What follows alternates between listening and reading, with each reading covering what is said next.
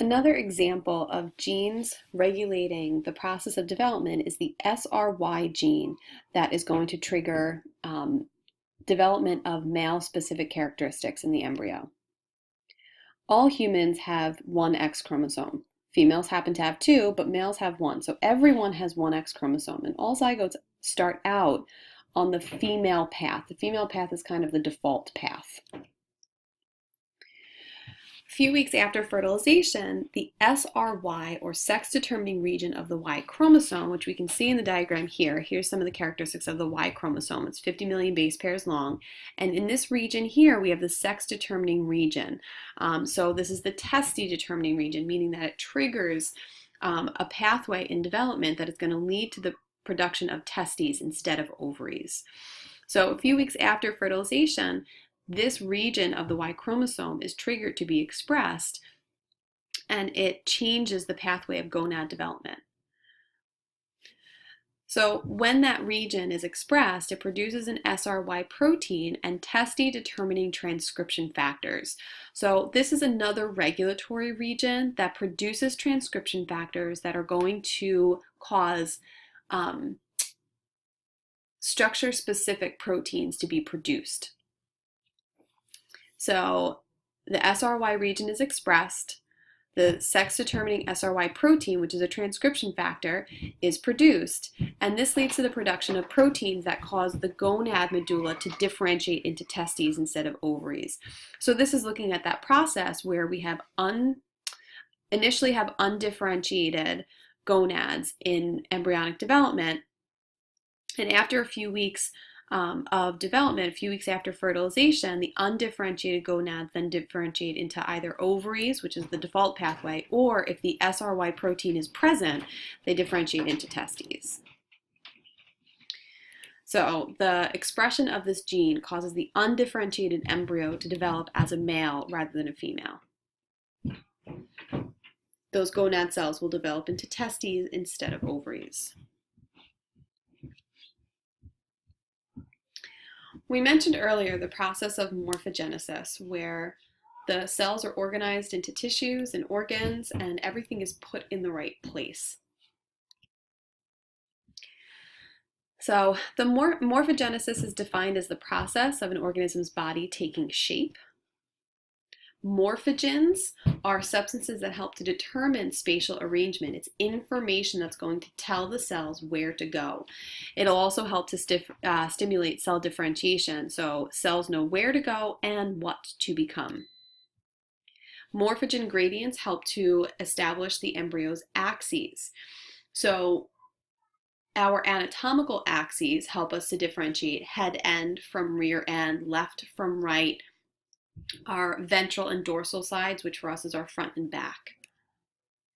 So the head end is anterior, the rear end is posterior. So for us, that's top to bottom. For four-legged animals, that's front to back. It helps us to differentiate the left and right sides, and ventral and dorsal. So ventral is the stomach side, dorsal is the spinal cord side. Morphogenesis involves pattern formation. Pattern formation is the process where cells acquire positional information. Where am I in the embryo? Cytoplasmic determinants and induction, these are both forms of molecular information, play a role in the spatial arrangement of cells into tissues and organs. So it's not just about differentiating into a type of cell, but also being in the correct location in the embryo. Molecular information tells the cell its location relative to the body axes. Am I close to the head end or anterior end of the body? Am I close to the posterior or tail end of the body, etc.? One example of information that helps to guide pattern formation is an mRNA molecule that is placed into the egg cell in a fruit fly. So fruit fly or Drosophila, when we look at females producing eggs, we can look at the concentration of different molecules in that egg cell. These nurse cells over here are going to produce substances. These are mom's cells expressing mom's genes, produce mRNA and proteins and put them into the egg cell. Because the nurse cells are only found on the left side of the egg cell, it creates high concentrations of these molecules on the left side and lower concentrations as we move over to the right side of the egg. The fertilized egg will then divide by mitosis, and because fruit fly development is a little bit different than human development, we wind up with a segmented embryo. So it's a little bit different from what we see in humans, but the idea is still the same. The body segments have been established because of the concentration gradient of information in the fertilized egg cell. High concentrations of those molecules on the left-hand side are associated with the anterior structures of the organism. Lower concentrations on the right side are associated with the posterior structures of the organism. And so that gradient of information molecules in the egg cell translates into the anterior posterior body axis, and so the body segments are arranged appropriately in the embryo. That's information that's guiding the organization of structures in the body, the three-dimensional spatial arrangement. That's pattern formation. So the example that we just kind of generally spoke about is an example of a maternal effect gene. These are mom's genes that get transcribed and translated, and then those mRNA transcripts or the translated proteins are put into the egg cell.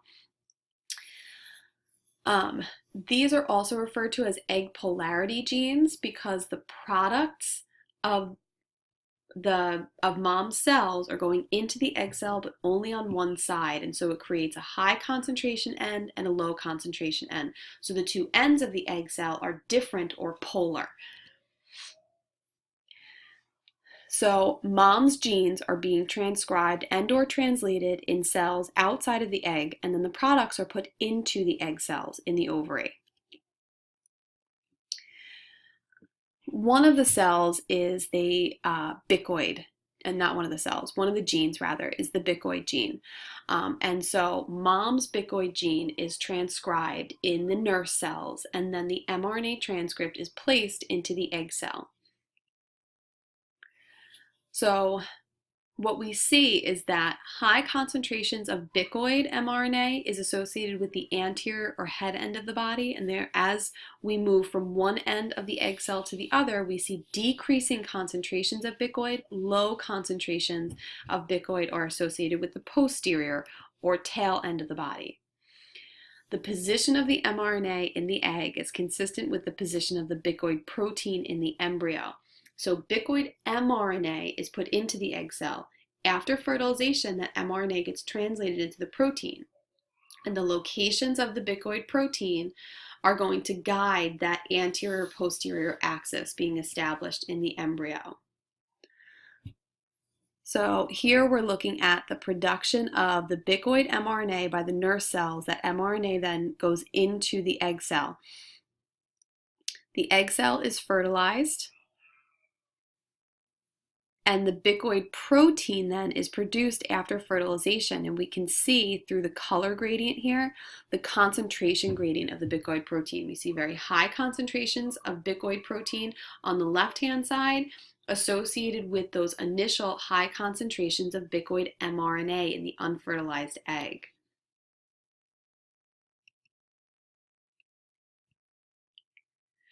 Homeotic genes are master regulatory genes that control pattern formation in animals, plants, and fungi.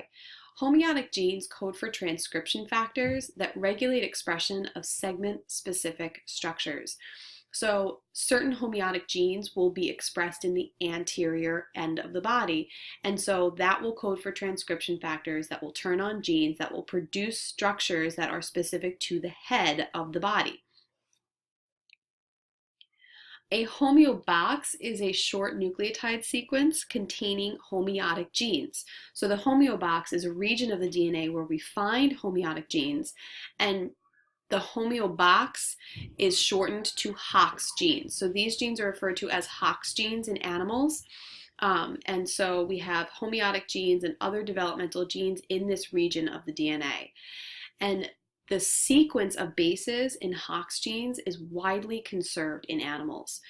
So when we compare invertebrate animals to more complex vertebrate animals like humans, we find that the sequence of bases in these genes is very much the same. So there's little change that occurs in the sequence. What does frequently change is how many copies of each of these genes we find from one species to the next. So here we're comparing the Hox genes in the fruit fly with that in the mouse.